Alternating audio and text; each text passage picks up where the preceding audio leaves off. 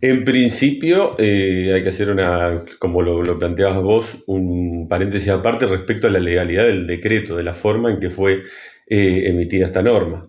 ¿Sí? La forma en que se eligió desde el Poder Ejecutivo de la Presidencia fue a través de un decreto de necesidad de urgencia, un DNU, que a mi entender y de la mayoría de las personas con las cuales por ahí me he comunicado y hemos consultado, sería una forma ilegal de presentar este tipo de reforma legislativa, ¿sí? El decreto de necesidad de urgencia, mucho lo dice su nombre, es ante una necesidad y una urgencia que impida el tratamiento por el Congreso, que es quien en realidad tiene las facultades legislativas. Nosotros cuando elegimos los diputados o los senadores, los elegimos para que asuman esa función.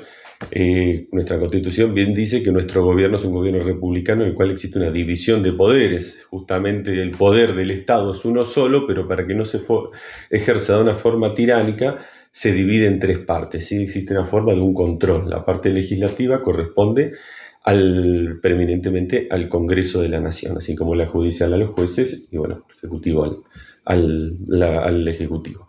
¿Sí? Entonces vemos de que no se estarían en principio respetando cuáles son los requisitos para que sea válido esta norma, ¿sí? El DNU. Eso lo veremos ahora cuando resuelva la comisión bicameral, ¿sí? Porque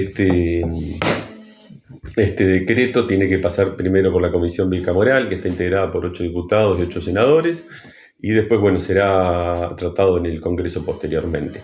Vi que en el DNU no se establece una fecha de inicio de vigencia, también dentro de la investigación aparentemente fue un error, o sea, por lo cual tampoco vemos que exista ya marcada una urgencia inmediata, porque entraría en vigencia luego de que justamente lo trate esta comisión bicameral.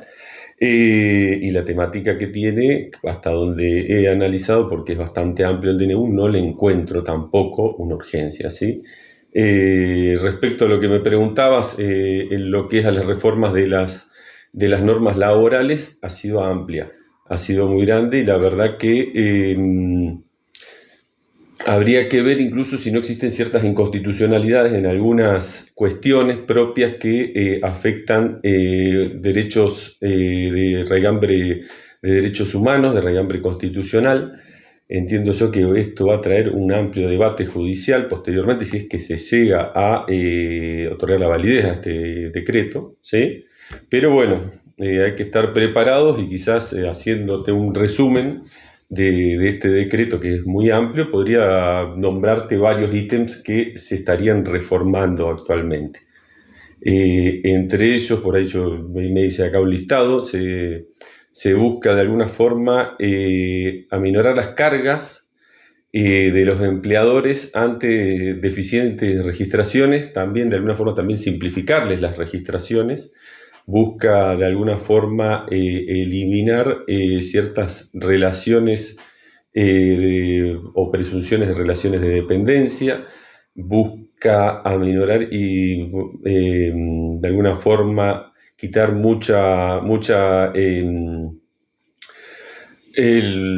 quitarle mucho poder a los sindicatos, ¿sí? Y a los derechos a huelga, ¿sí? Podemos decir de que crea en principio un fondo lo que hace a los despidos, crea en principio un fondo de cese laboral, en realidad no es que lo crea, lo habilita para que los diferentes gremios puedan adherirse. ¿Qué es lo que implica la creación de un fondo de cese laboral? Implica que ante un despido o que se interrumpa o cese el trabajo de una persona, ya no sea el empleador el que abone las indemnizaciones correspondientes, sino que se pagaría a través de este fondo. Hoy en día la UOCRA, que es el sindicato que nuclea a los empleados de la construcción, ya lo tiene de alguna manera reglamentado, sería algo parecido, ¿sí? Pero lo habilita, no es que lo creó ya específicamente, sino que se lo habilita a que los gremios puedan implementarlo. Se habla de que quizás el primero que estaría con intenciones de implementarlo, si es que sale, sería el gremio de gastronómicos, ¿sí? Por ahí por unas particularidades propias de las tareas.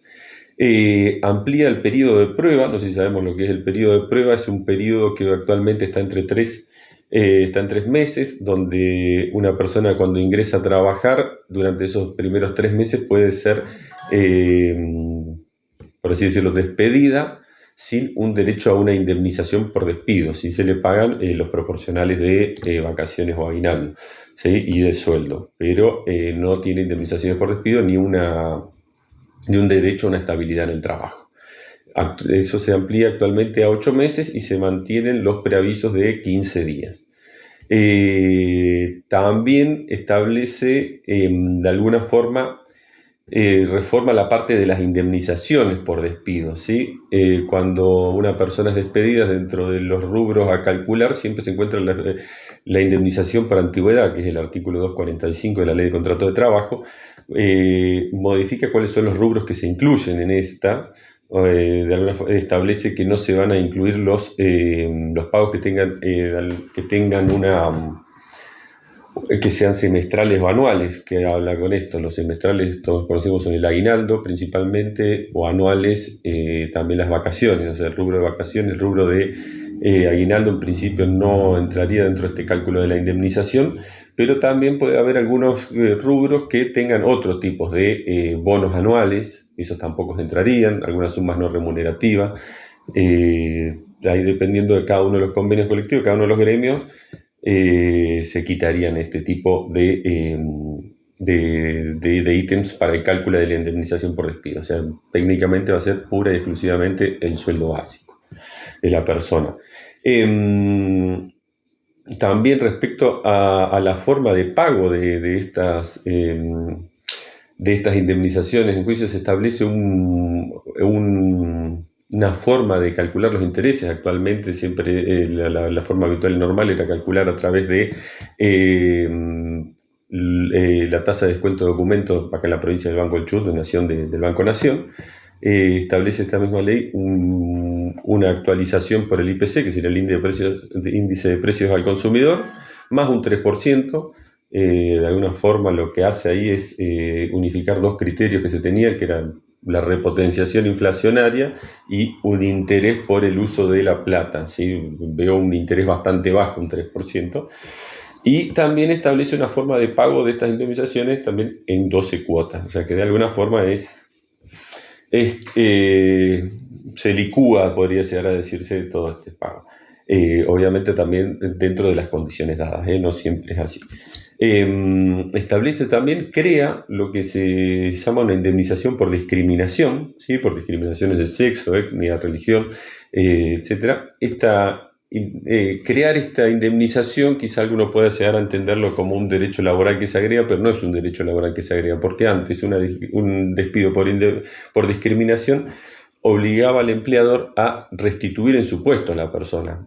Actualmente, crear esta indemnización por despido lo que está haciendo es avalar de que se pueda despedir personas por discriminación, lo cual de alguna forma también vamos a lo que yo te decía de un avasallamiento de ciertos derechos de regambre constitucional, justamente la prohibición de la discriminación. Bueno, con esto actualmente empezamos a aceptarla y hasta ponerle un monto, una cuantificación. Respecto también a la parte de ciertas multas que existían, que engrosaban bastante, por lo general, cualquier tipo de liquidación ante un despido, son las indemnizaciones que existían por deficiente registración. La deficiente registración es cuando un empleado debe ser registrado ante los organismos de la Seguridad Social por el empleador, y dentro de esa registración se lo debe registrar correctamente, dentro de la categoría que pertenece, la cantidad de horas que cumple de trabajo, ¿sí? Y además también se le descuentan los aportes y contribuciones, y el empleador los debe depositar a la Seguridad Social. Se quitan muchas multas acá en este caso. Se quitan multas en la ley 2413, que es la ley de empleo, en la 25323. Son multas que sancionaban al empleador cuando existía una falta de registración, o cuando despedía el trabajo con una falta de deficiente registración. Sí, es muy común en el ámbito laboral que a los empleados los registren por una menor cantidad de horas a la que realmente cumplen. Eso es una deficiente registración, ¿sí? O en una categoría que no correspondía. Esas indemnizaciones las elimina. También como la indemnización por no pagar en tiempo y forma. las indemnizaciones, ¿sí? Esas multas las elimina, lo cual, a mi entender, va a generar una bola, porque hoy en día era muy común, justamente dentro de cualquier tipo de rubro o liquidación de un personal que era despedido, aplicar estas multas. Hoy en día la deficiente registración era algo excesivamente común. Bueno, quitando esto, de alguna forma se elimina un monto muy importante dentro de lo que es el despido, ¿sí?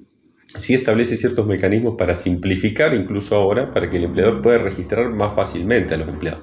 Pero si no lo hace, la verdad es que se le aminoró muchísimo cualquier tipo de pena que existía al respecto, ¿sí? También eliminan de alguna forma una multa que era la del artículo 80 de no entregar la certificación de trabajo por estar disponible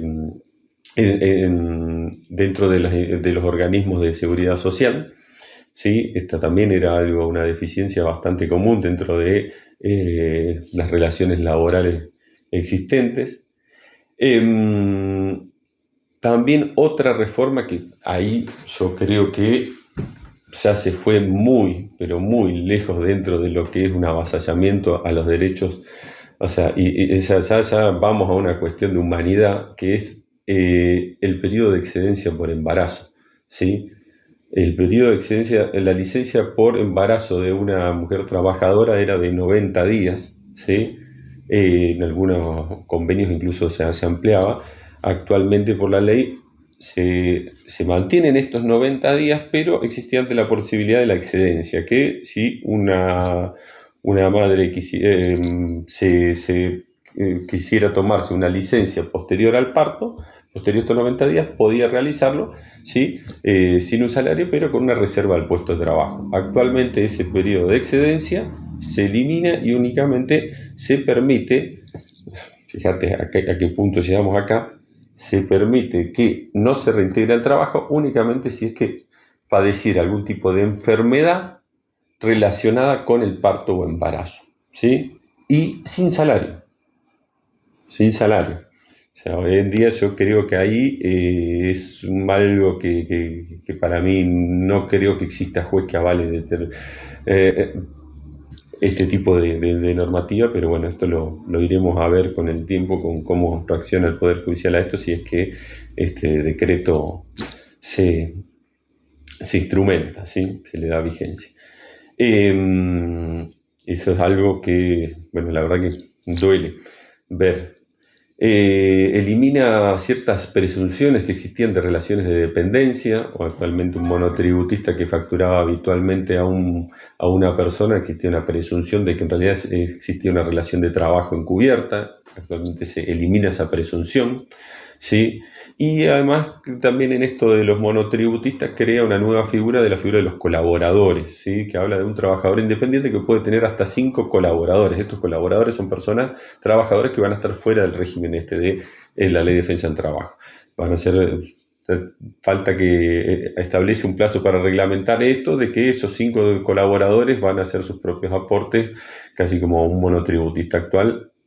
Por lo cual muchísimas empresas que tienen pocos, las micropymes se denomina, que tienen pocos empleados, yo estoy seguro que van a optar por esta metodología de contratar. O sea, ya no van a existir casi empleados en relación de dependencia para pequeños comercios o pequeñas industrias o empleos, ¿sí? También habla de un régimen de horas extras, establece un régimen por ahí más laxo en cuanto a las horas extras, habilita acceder bolsas de hora, únicamente se debe de respetar las 12 horas de descanso entre jornada y jornada. Ahí también va a haber una regulación seguramente. Simplifica la parte del teletrabajo, que es el trabajo home office que se conoce. De alguna forma ahí habilita a que pueda modificarse las condiciones en que vuelva el trabajador a cumplir las tareas dentro de la oficina, o también volver al teletrabajo. Me olvidé también, de aparte de la simplificación registral, un artículo también que era muy común, que era el artículo 132 bis, que se elimina, que era cuando el empleador descontaba al empleado los aportes, ¿sí? No sé si ven cada uno en el rubro de en su recibo de sueldo, ve que paga aportes de seguridad social, que son jubilación, obra social.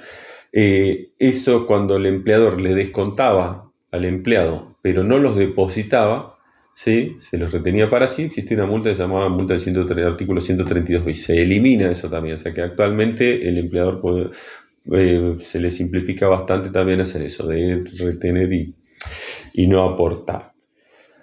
Modificación muy también discutida es respecto a los derechos de huelga, ¿sí? Establece sanciones, lo caratula como una injuria grave a ejercer bloqueos o impedir las actividades normales de la empresa, por lo cual las huelgas habituales que conocemos pasarían a ser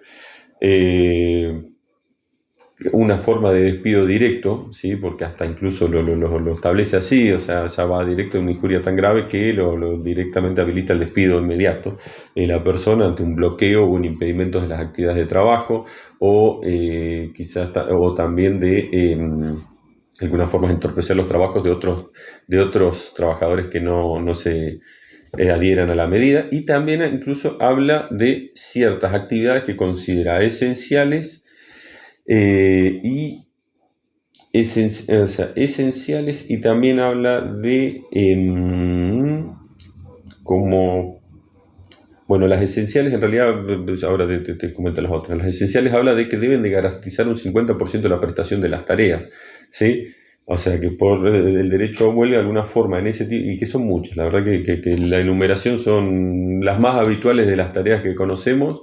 Se les impide ejercer un derecho a huelga, se deben garantizar un 50% de las prestaciones de las tareas, pero también habla de otra categoría, no me sale bien el nombre ahora, pero ya me va a salir, de que deben garantizar el 75% de las prestaciones de las tareas. Dentro de esas tenemos una de las más habituales, que es la educación primaria, secundaria, inicial, secundaria y especial. O sea, ese tipo de huelga o de retenciones actualmente no se podrían llevar adelante. Trascendentales se llaman, actividades trascendentales. Las esenciales son el 50%, las trascendentales el 75% que se deben garantizar.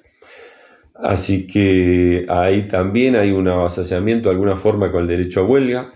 Si se instrumenta esta norma, creo que el Poder Judicial y todos los magistrados van a tener un trabajo bastante grande y vamos a ver cuál es la postura que adoptan. ¿Sí? Si bien, bueno, hoy sabemos que la Corte Suprema de alguna forma manifestó que garantizaría la gobernabilidad, entiendo que hay ciertas cuestiones que no debería dejar pasar, pero eso se va a ir viendo ahora con el tiempo. El DNU pasa ahora, cuando está de receso el Congreso, pasa a la comisión bicameral, que es una comisión integrada por 8 diputados nacionales y 8 senadores, ¿sí? Esa comisión es la primera que examina los requisitos de admisibilidad, ¿sí? Y después después pasa al Congreso, ¿sí? Cuando se reúna, y se lo puede rechazar. Para el rechazo se lo puede aprobar con una sola de las cámaras con la mayoría simple, ¿sí? O si pasa a las dos cámaras posteriormente, para rechazarlo necesita la mayoría simple. Así es la cuestión, ¿eh? Pero eso lo veremos. Pero bueno, ya posterior al paso por la comisión bicameral, ya podría pasar a ¿cómo se llama?, tener vigencia, ¿sí? O sea, entiendo incluso de que se haría un llamamiento al Congreso dentro de pocos días a sesiones extraordinarias, por lo cual también el requisito de que no se pueda juntar el Congreso no lo veo como un requisito que se pudiera establecer, porque bueno, sabemos que en breve se quieren juntar justamente para volver a instrumentar la ley del impuesto a las ganancias. Así que bueno. Okay, exactamente, el DNU se aprueba o se desaprueba a paquete cerrado, podríamos llegar a decir. No es que se puede decir de que se aprueba una parte y otra no. O sea, si es que el DNU se torna vigente respecto a las reformas laborales, a la venta de tierras a extranjeros, a la privatización de aerolíneas, a las sociedades anónimas para los clubes, a las a la creación, quitar las participaciones del Estado en sociedades anónimas. Acá en Chubut tenemos muchas y esa reforma incluye también a las provinciales y municipales. O sea, recordemos que acá tenemos bancos del Chubut, tenemos hidroeléctrica, petrominera, así que bueno, eso se va a ver también en su momento. Y bueno, y aparte todas ellas con un destino a privatizarlas, con un objetivo orientado a ello. ¿Eh? Así que bueno, vamos a ver ahí a dónde termina esto. Esperemos de que bueno, tengan criterio y objetividad quienes tengan que tratarlo, ¿sí?